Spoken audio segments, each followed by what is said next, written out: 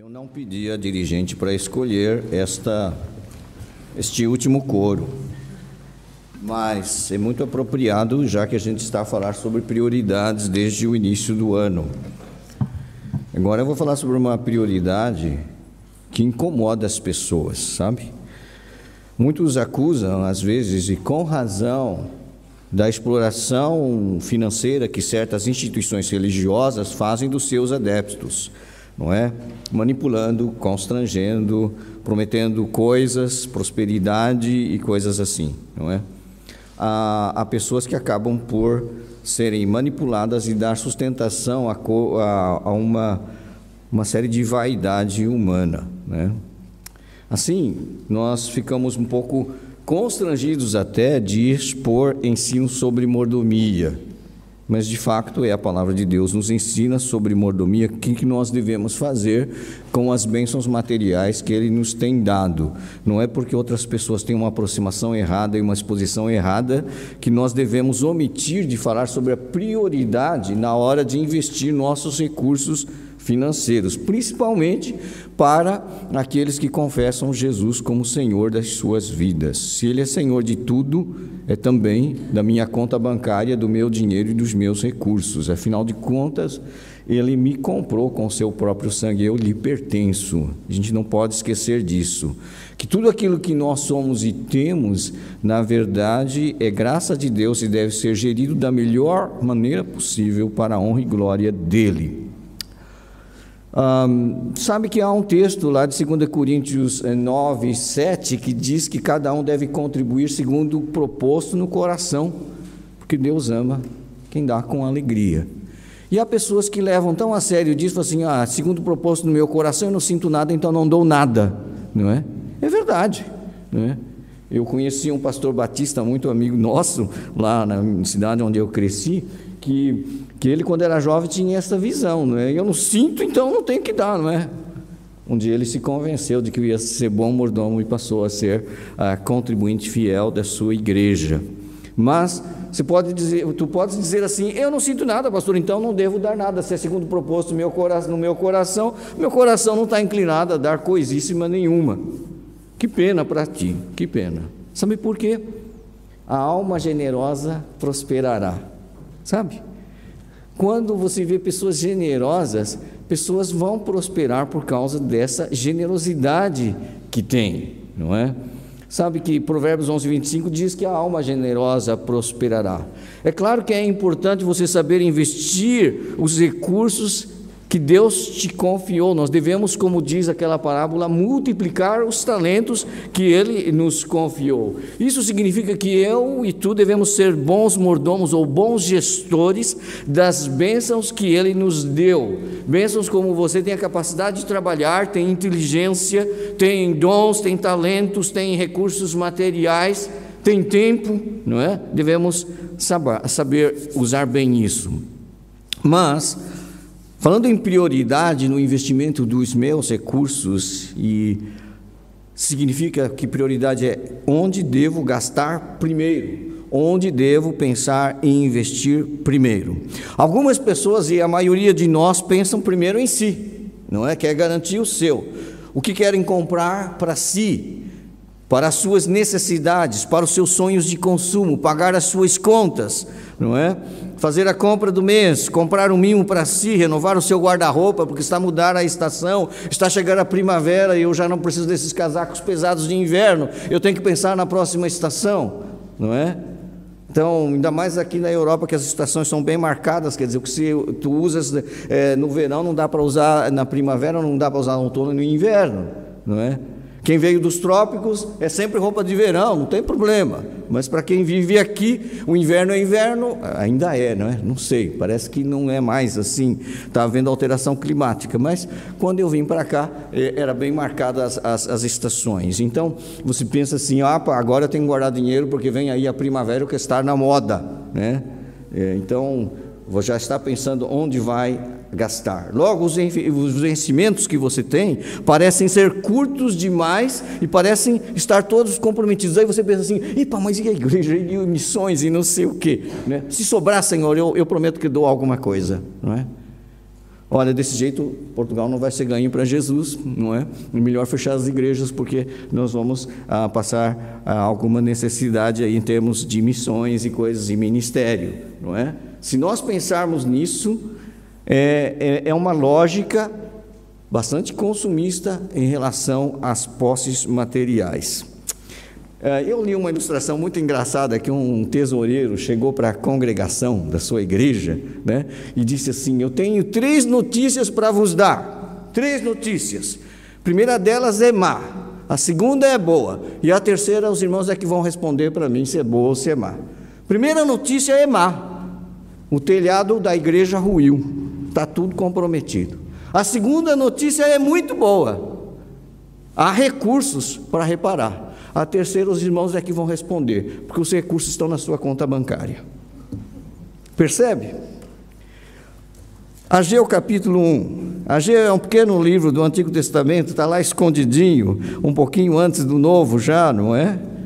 Ageu capítulo 1, é bem curtinho este livro, que você pode até passar desapercebido. Será que existe isso na Bíblia, pastor? Está entre Sofonias e Zacarias, no fim do Antigo Testamento.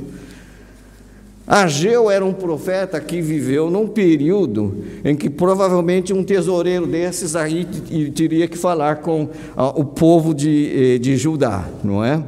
Sabe por quê? Porque a construção ou a reconstrução do templo de Jerusalém estava parada, não é? Estava parada. Houve uma série de problemas políticos e etc. E eles diziam assim: não é tempo de mexer nisso, vamos deixar isso para lá, não é? Ageu capítulo 1, então Deus levantou um profeta para chamar a atenção do povo sobre a sua gestão financeira, não é? Ageu capítulo 1, verso 2, diz, Ageu capítulo 1, verso 2, assim fala o Senhor dos Exércitos, este povo diz, não veio ainda o tempo em que a casa do Senhor deve ser edificada. Veio, pois, a palavra do Senhor por intermédio do profeta Ageu, dizendo, acaso é tempo de habitardes vós em casas apaineladas, enquanto esta casa permanece em ruínas? Interessante isso, não é? Sabe quando as pessoas dizem assim, vamos fazer missões, vamos alcançar Portugal, conselhos não alcançados? As pessoas dizem, pastor, não é tempo ainda. Por quê? Porque estamos com alguma dificuldade, é tempo de pandemia, não vamos fazer esse investimento, não vale a pena, não é tempo ainda. E sabe que aquele povo daquela época dizia assim, não é tempo ainda, deixa a casa do Senhor parada e etc. E sabe o que o Senhor perguntou? Versículo 4, acaso é tempo de habitardes vós em casas apaineladas? O que ele quer dizer com casas apaineladas? Eram casas que eram revestidas internamente a madeira, isso era um luxo da época, tá? Era um luxo.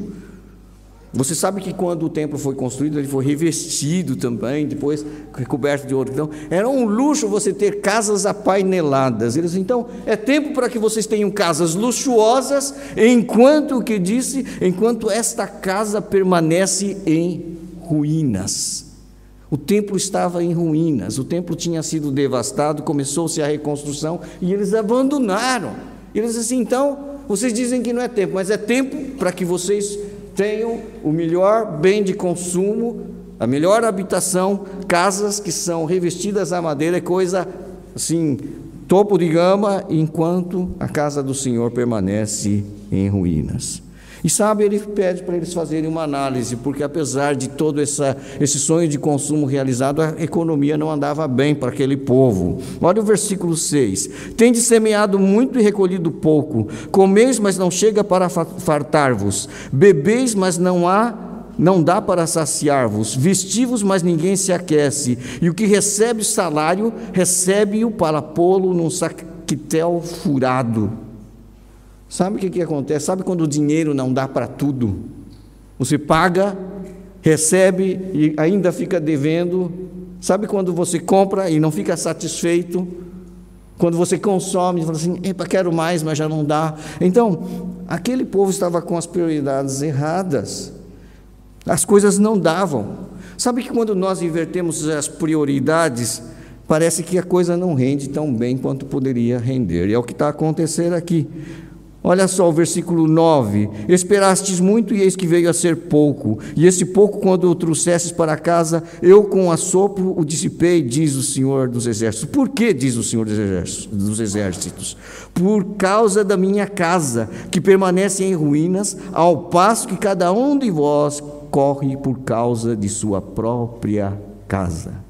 Por isso os céus sobre vós têm o seu orvalho, e a terra os seus frutos. Fiz vir seca sobre a terra e sobre os montes, sobre o cereal, sobre o vinho, sobre o azeite, sobre o que a terra produz, como também sobre os homens, sobre os animais e sobre todo o trabalho das mãos. Ou seja, Deus deixou de abençoar.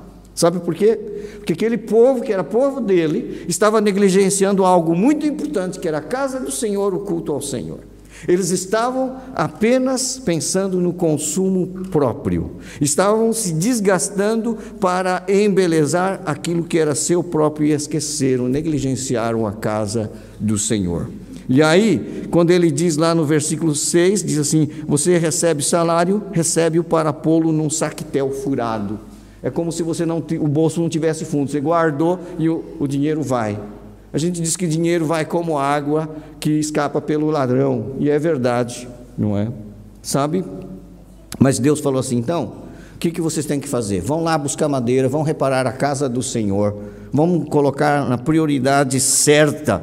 E sabe, é muito interessante, quando eles colocassem a prioridade no lugar certo, por isso que ele diz lá no versículo 8 desse capítulo 1, subi ao monte, trazei madeira, edificai a casa do Senhor, dela me agradarei e serei glorificado, diz o Senhor. O Senhor quer ser glorificado com a nossa entrega, o Senhor quer ser glorificado com a nossa oferta, o Senhor quer ser glorificado com o nosso investimento no seu reino. E quando nós só estamos egoisticamente pensando em nós, negligenciando ao Senhor e a sua casa, sabe que a bênção começa a escassear. E é isto que às vezes nós precisamos pensar: por que é que está acontecendo essa crise comigo, com as minhas finanças? O dinheiro não dá, o cobertor parece curto, eu cubro a cabeça e os pés ficam de fora, não é? Então o que eles deviam fazer era colocar a prioridade no lugar certo. Capítulo 3, no verso 19, quando eles tomaram essa atitude, eles tinham que ser chamados à consciencialização. 2,19, não tem 3, é 2,19, diz lá: já não há semente no celeiro. Além disso, a videira, a figueira, a romeira e a oliveira não têm dado os seus frutos. Isso por quê? Porque o povo estava desobediente. Mas quando o povo começou a arregaçar as mangas e se entregou à obra do Senhor e começou a investir na obra do Senhor, ele diz: mas desde este dia, termina o versículo 19, vos abençoarei. Deus queria abençoar, mas o povo estava com a prioridade no lugar errado. Nós cantamos um coro antes da mensagem, escolhido lá aqui pela Marta, não é? Que é um coro inspirado em Mateus 6,33, que diz: buscai, pois, em primeiro lugar o seu reino e a sua justiça, e todas essas coisas, bens de consumo, de necessidade, vestuário, alimento, pelo qual a gente anda tanto preocupado, ele diz: eu acrescentarei. Buscai, pois, em primeiro lugar o seu reino e a sua justiça, e todas essas coisas vos serão acrescentadas, disse o Senhor. Você pode ver isso em Mateus 6,33. E sabe, nós devemos, como bons mordomos de Cristo, saber fazer bons investimentos. Bons investimentos são aqueles que rendem a médio e longo prazo, e rendem bastante. Como é que você vai investir as suas riquezas, não é? É muito interessante. Olha só, Provérbios capítulo 3, versos 9 e 10. Sabe quando você recebe um salário, e é sempre, para mim também é um desafio. Eu vou lhe dizer, é um desafio. Porque se eu for fazer as contas, tudo que tem que pagar, e coisas que eu quero comprar, e até um desafio. Provérbios 3, 9 diz o seguinte: honra ao Senhor com os teus bens e com as... Que palavra vai aparecer aí na sua versão? Primícias. Aquilo que Primeira coisa, primícias de toda a tua renda, e se encherão fartamente os teus celeiros, e transbordarão de vinho os teus lagares. Não é o que estava acontecendo com aquela geração de Ageu, porque eles não estavam honrando ao Senhor com o primeiro fruto do seu trabalho. O que isso quer dizer? Sabe quando você recebe o vencimento, você já vai pensar assim, vou comprar. Não, não vou comprar. Eu vou entregar aquilo que é do Senhor em primeiro lugar. Você que é crente, membro da igreja, sabe do que nós estamos a falar. O que você consagrou no seu orçamento individual ao Senhor é o que você deve fazer em primeiro lugar. Porque Ele tem uma promessa: honra ao Senhor com os teus bens e com as primícias. Caiu na conta, vou abençoar a casa do Senhor, missões, ministério, adoração, e depois se você honra, e se encherão fartamente os teus celeiros, e transbordarão de vinho os teus lagares. Tem gente que quer a bênção antes de priorizar as coisas do Senhor. Não inverta as coisas, sabe? Olha o que diz capítulo 11 de Provérbios, que é muito interessante também, e eu mencionei isso para vocês. 11, 24 e 25, Provérbios 11, 24 e 25. A quem dá liberalmente, ou seja, com generosidade, ainda se lhe acrescenta mais e mais. Ao que retém mais do que é justo, ser-lhe-á em pura perda. Lembra quando o Ageu falou, vocês recebem um salário para metê-lo num saquetel furado, num bolso sem fundo, vai tudo embora. Se você retém mais do que é justo, será em pura perda, em prejuízo próprio. Olha só o versículo 25 que eu citei no começo do sermão. A alma mesquinha, é o contrário, a alma generosa prosperará. Não pode ser mesquinho. Sabe a figura do mesquinho, sabe qual é? É aquele que tu dás um comprimido efervescente. Sabe aquele que pões na água e faz bolha? Tu dás para ele, ele pega na mão, atravessa a piscina, nada, e o comprimido sai inteiro. Porque ele é mesquinho, não abre a mão para nada. Esse não vai prosperar, porque a alma generosa prosperará, e quem dá a beber será descedentado. Se quer ser abençoado, tem um coração generoso, um coração liberal, um coração dadivoso. Sabe, nós dizemos que nós somos herdeiros de Abraão, da sua fé e das suas bênçãos. Veja só o que Deus prometeu a Abraão em Gênesis 12. Gênesis 12, o que diz lá, quando Deus chamou o nosso pai na fé, Abraão? 12:1 de Gênesis. Ora, disse o Senhor a Abraão: sai da tua terra, da tua parentela e da casa de teu pai, e vai para a terra que te mostrarei. De ti farei uma grande nação, e te abençoarei, e te engrandecerei o nome. Que bênção! Eu te abençoarei, você vai ser uma pessoa famosa. E sabe o que ele termina? No versículo 2: se tu uma bênção. Tu és abençoado, mas para ser uma bênção. Esta igreja é abençoada para ser uma bênção para o Porto, para ser uma bênção para Portugal, para ser uma bênção em Moçambique, para ser uma bênção. Sabe por que ele diz: abençoarei os que te abençoarem e amaldiçoarei os que te amaldiçoarem, em ti serão benditas todas as famílias da terra. Isso tem um alcance missionário fantástico.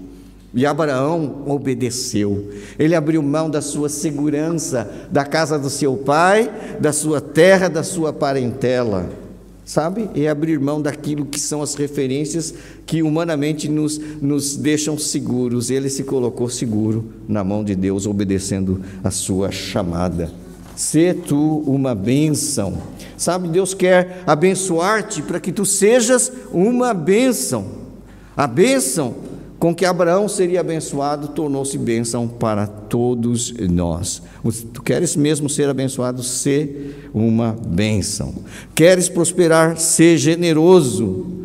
Nós queremos viver sob os cuidados do Pai, devemos buscar em primeiro lugar o seu reino e a sua justiça.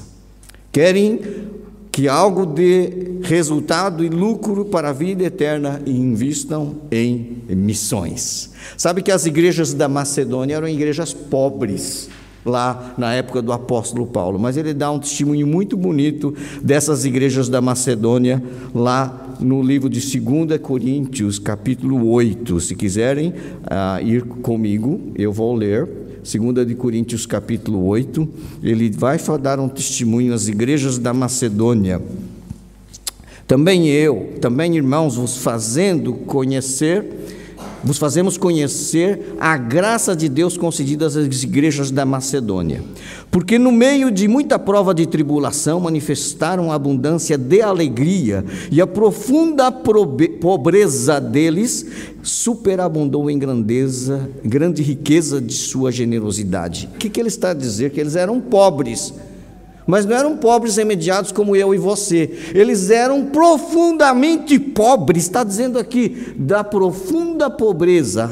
A profunda pobreza deles superabundou em grande riqueza da sua generosidade, porque eles, testemunho eu, na medida de suas posses e mesmo acima delas, se mostraram voluntários, pedindo-nos com muitos rogos a graça de participarem da assistência aos santos. Sabe que aqui o apelo não é do apóstolo para as igrejas, é o apelo dos macedônios para dizer: Paulo, deixa-nos ajudar. Sabe que eu fico constrangido de fazer apelo para as pessoas ajudarem, quando na verdade as pessoas deviam dizer: eu quero ajudar, é uma bênção, é um privilégio do qual eu não quero estar de parte, é uma graça. A graça de dar é uma graça divina, e eles não queriam estar de fora. Então, quando nós damos a oportunidade de tu dares teus dízimos e tuas ofertas, é uma oportunidade de manifestares graça e ser bênção para o reino de Deus. Sabe que é para este tipo de igreja que veio aquela promessa que aparece em Filipenses 4,19: e o meu Deus, segundo as suas riquezas em glória, há de suprir em Cristo Jesus cada uma das vossas necessidades. Isso não é promessa para toda a gente, não. É para as igrejas como as igrejas da Macedônia, porque Filipos ficava na Macedônia. E Filipos fez um investimento na vida do apóstolo Paulo, que estava preso. E ele recebeu aquela oferta como se fosse um louvor, um culto de louvor a Deus. E então ele fez essa promessa: e o meu Deus, segundo as suas riquezas em glória, há de suprir em Cristo Jesus cada uma das vossas necessidades. Não era para toda a gente, era para a igreja de Filipos. Poderá ser para ti se tiveres o mesmo coração daqueles crentes da Macedônia, que pede com muitos rogos o privilégio e a bênção e a graça de participar da obra do Senhor, ofertando sacrificialmente, não aquilo que te sobra, não o que ficou, não aquilo que ninguém quer, mas aquilo que é precioso e deve ser apresentado como primícias para o Senhor. Quando buscamos a vontade do Senhor em primeiro lugar, Ele faz questão de nos sustentar na graça. Eu quero terminar com uma ilustração que é bíblica. E esta ilustração aparece lá no primeiro livro de Reis, capítulo 17. É uma história que, se a gente ler, a gente pode até achar assim: que profeta mais inconveniente esse profeta Elias, né? Primeiro Reis, capítulo 17. Estamos a meio de um período de estiagem, que eu espero que a gente não conheça, porque está chovendo muito pouco, né? E parece que tudo está a ficar muito caro. As frutas, verduras, legumes vão ficar caros se não chover o que é preciso chover em Portugal e Espanha. E espero que isso não aconteça. Só que na época de Elias ficou muito tempo sem chover e a terra já não produzia mais mantimento. O próprio Elias estava a passar dificuldade e o Senhor o mandou para Sarepta, porque ele disse assim: eu ordenei que uma viúva te sustente. Ora, viúva era o tipo de pessoa na sociedade que não tinha amparo. Naquela época não tinha aposentadoria, reforma, pensão, não tinha nada. Quem era viúva não tinha amparo nenhum. Ela era viúva e tinha um filho e não tinha quase nada em casa. E o Senhor falou para Elias: vai lá que esta mulher é que vai te sustentar nesse período de seca. Não é? capítulo 17, primeiro livro de Reis, verso 8. Então veio a palavra do Senhor dizendo: dispõe-te, vai a Sarepta, que pertence a Sidom, não era nem Israel mais. Demora-te ali, onde ordenei a uma mulher viúva que te dê comida. Senhor, isso não tem lógica nenhuma, ela é viúva, ela não tem nada, ainda é ela que vai me sustentar. Sabe que às vezes a gente fica pensando assim, são esses pobres que vão sustentar missões? Eu sempre me lembro de uma coisa que eu li num dos livros de missões, que havia uma missão na Índia que se recusou a receber a oferta de uma instituição para financiamento da obra missionária, de uma oferta de $1 milhão. Na época, uma fábula. Se alguém chegar assim, olha, $1 milhão para missões, vamos lá, já. Nós não queremos. Era lá da Índia, país pobre. Sabe por quê? Eles disseram por quê? Porque nós queremos ter o privilégio e a responsabilidade de sustentar os nossos missionários. E sabe o que as mulheres faziam? Toda vez que elas iam cozinhar, cozinhar o seu arroz, pegavam um punhadinho, separava e dizia, para missões. Vão cozinhar de novo, pegavam um punhadinho, separava para missões. Depois juntavam todos esses punhadinhos que tinham e vendiam no mercado assim, esse é para o sustento da obra missionária. Eles se recusaram a receber $1 milhão, porque eles queriam ter o privilégio de sustentar os seus próprios missionários. Isso deve mexer um pouquinho com o nosso brio, povo. Sabe por quê? Porque Portugal já dependeu muito de auxílio de juntas de missões de estrangeiras, da América e do Brasil. E se for ver na história dos batistas portugueses, há alguns conflitos que se houve, foi porque finanças. Quando nós somos um povo aqui em Portugal muito abençoado, e nós devemos ter aquele orgulho que esse povo indiano teve. Devemos sustentar os nossos obreiros, os nossos missionários. Sabe por quê? Privilégio, nós devemos pedir com muitos rogos o privilégio e a graça de sustentar a obra do Senhor, de alcançar esse país com o Evangelho de Jesus. É nossa responsabilidade. Tu tens emprego, tu trabalhaste, tomaste pequeno almoço, tu és um abençoado, deve dar graças a Deus e Senhor, que posso fazer para que outros experimentam essa graça da salvação que eu já tenho. Sabe? E então Elias foi lá para aquela viúva de Sarepta, e ele chegando lá, versículo 10, então ele se levantou e foi a Sarepta, chegando à porta da cidade, estava ali uma mulher viúva. Deus já tinha falado sobre ela, apanhando lenha, e ele a chamou, ele disse, traze-me, peço-te uma vasilha de água para eu beber. Indo ela buscá-la, ele a chamou e lhe disse, traze-me também um bocado de pão na tua mão. E para a água até posso dar alguma, não é? Mesmo nesse período de seca, mas pão, coitadinha, né? Ela respondeu assim, tão certo como vive o Senhor teu Deus, nada tenho cozido, há somente um punhado de farinha numa panela e um pouco de azeite numa botija. E vês aqui, apanhei 2 cavacos e vou preparar este resto de comida para mim e para o meu filho. Comê-lo-emos e morreremos. É minha última refeição. Ela disse, profeta, eu só tenho um pouquinho de farinha, um pouquinho de azeite, vou fazer um bolinho, eu e o meu filho vamos comer e esperar a morte, porque não temos mais nada. Era uma situação de desespero. E o profeta fez uma colocação ousada, que até eu diria, se fosse olhar só do ponto de vista humano, que coisa inconveniente. Sabe o que ele disse? Ele disse o seguinte, não temas, vai e faze o que disseste, mas primeiro faze dele para mim um bolo pequeno e traze-mo aqui fora. Depois farás para ti mesma e para o teu filho. Sabe o que ele disse, por outras palavras? Busque em primeiro lugar o reino de Deus, e todas as outras coisas vos serão acrescentadas. Isso Jesus disse no Novo Testamento. Porque assim diz o Senhor, Deus de Israel, a farinha da tua panela não se acabará e o azeite da tua botija não faltará, até o dia em que o Senhor fizer chover sobre a terra. Que dilema, o que ela faz? Atende o profeta ou faz só para ela e para o filhinho dela?